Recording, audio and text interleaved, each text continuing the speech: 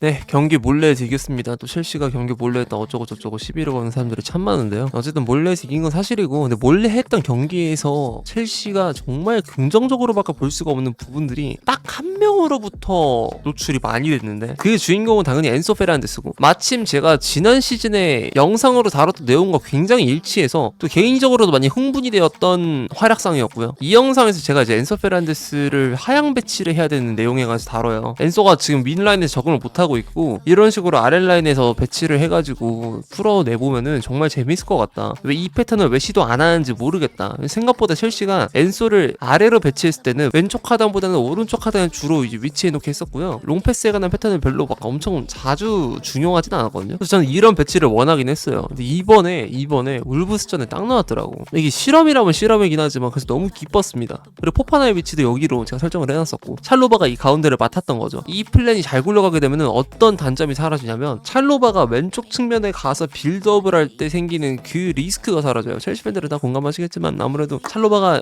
오른쪽보다는 왼쪽에 갔을 때 빌드업 퀄리티가 너무 심하게 떨어진다는 이제 그런 치명적인 단점이 있어요. 그래서 얘를 이제 스쿼드 멤버로서 구성을 할 때 왼쪽에 넣게 되면은 좀 라인업을 봤을 때 정말 흡족하지를 못하는 그런 이슈가 있는데, 저는 엔소의 탈압박 능력을 그렇게 믿지 못하는 편이라 이런 식으로 배치를 하자고 그때 주장을 했던 거였고요. 근데 저는 개인적으로 엔소 페르난데스가 정말 토니 크로스랑 비슷한 체감을 불러일으켰던 것 같아요. 이 경기 한정으로 너무 기뻤습니다. 정말 이런 미드필더가 팀에 있으면 얼마나 사기적인지를 좀 한번 정리를 해보고 싶은데, 왜 토니 크로스 얘기를 하냐면요, 이 위치가 이제 토니 크로스가 레알 마드리드에서 잘했던 위치예요. 토니 크로스를 배려하기 위해서 이런 식으로 위치를 하향시켜서 레알 마드리드가 굉장히 많은 이득을 봤었고, 그래서 루디거도 이제 왼쪽으로 패스를 해서 레알 마드리드가 이 8번의 선수 한 명으로, 토니 크로스 한 명에 의해서 굉장히 많은 빌드업 패턴들을 구사를 했었거든요. 전 그 중심을 엔소로 좀 꼽아보고 싶어서 이 선수가 토니 크로스처럼 됐으면 좋겠다는 생각을 속으로 많이 했었는데, 이 경기만큼 정말 토니 크로스였습니다.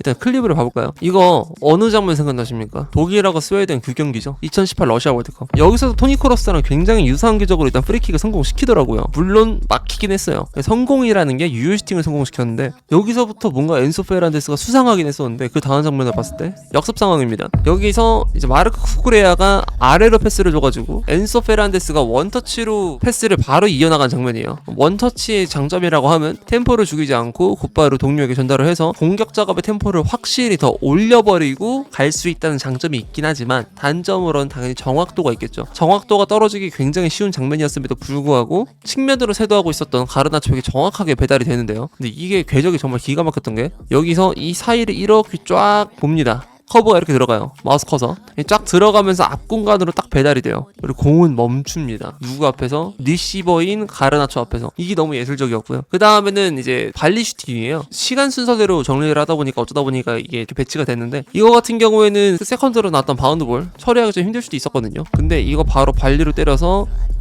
통 해가지고 좌측 상단 구석 니어포스트 쪽을 정확하게 누렸었는데, 상대의 키퍼가 기가 막히게 막았고요. 근데 엔소 페르난데스 같은 경우에는 박스 타격이 있어서 좀 사람들이 의문부호를 가지고 있는 편이긴 했는데, 근데 그 편견을 좀 깰 수 있었던 슈팅이라서 좀 많이 감명 깊었습니다. 그 다음에 찰로바가 바로 아래로 줍니다. 엔소 페르난데스의 손짓을 보면 달라고 오더를 내리죠. 여기서 나한테 줘라, 위치를 지정을 해줘요. 근데 이거는 위치 지정을 안 했어도 줄만 했던 상황이긴 했어요. 여기서 보면 엔소가 이쪽 공간을 아예 비워놓고 내려와 버리거든요. 사실 여기 공간을 쿠쿠렐라한테 맡겨도 되긴 해. 근데 이러면 기존에 있었던 마레스카 전술하고 너무 똑같아요. 상대들이 다 감을 잡고 있는 패턴이기 때문에 패턴에 변화를 줄 필요가 있었고, 그래서 엔소가 사이드로 내려왔었는데, 그래서 엔소가 내려와가지고 내린 오더가 나 줍니다. 그래서 주고 나서 엔소 페르난데스가 바로 한 동작, 또 원터치입니다. 이전하고 다른 장면이에요. 여기서 이렇게 외곽으로 뛰고 있었던 델라베 바로 발견하면서 이 사이로 패스를 줘가지고 1대1 찬스에 가까운 메이킹을 바로 해버립니다. 그 다음 장면, 이거는 이제 가르나초가 어시스트를 올렸던 세 번째 골의 기점 패스가 된 엔소 페르난데스의 기가 막힌 패스인데요. 이것도 원터치로 바로 돌렸는데, 바운드가 세게 들어가고 있던 상황에서 바로 원터치를 줘요. 근데 이거는 클립을 보셔야 되는데, 엔소가 이 바운드된 공을 트래핑하지 않고 바로 원터치로 빡 갈겨서 사이드로 쭉 갑니다. 근데 이걸 가르나초가 받고 엄청난 치달과 함께 안으로 넣어서 골. 이런 미드필더가 첼시에 있게 되면 정말 그냥 플레이 자체가 너무 편해지거든요. 실제로 엔소 페르난데스가 어시스트 2개를 올린 가르나초보다 훨씬 더 좋은 평가를 받으면서 이 경기 경기에서 POTM을 가져갔는데 이렇게 되면 레알 마드리드가 왜 엔소 페르난데스를 노려왔는지 왜 영입 리스트에 있었는지가 납득이 되지. 토니 크로스랑 굉장히 많은 유사점이 보이는 경기였고 저는 개인적으로 이 선수가 자라나는 방향이 램파드가 아니라 토니 크로스였으면 좋겠어요. 우직한 몸을 가지고 램파드의 신체 188에다가 막 득점에 특화되고 수비 졸라 잘하고 막 그런 거 아니야.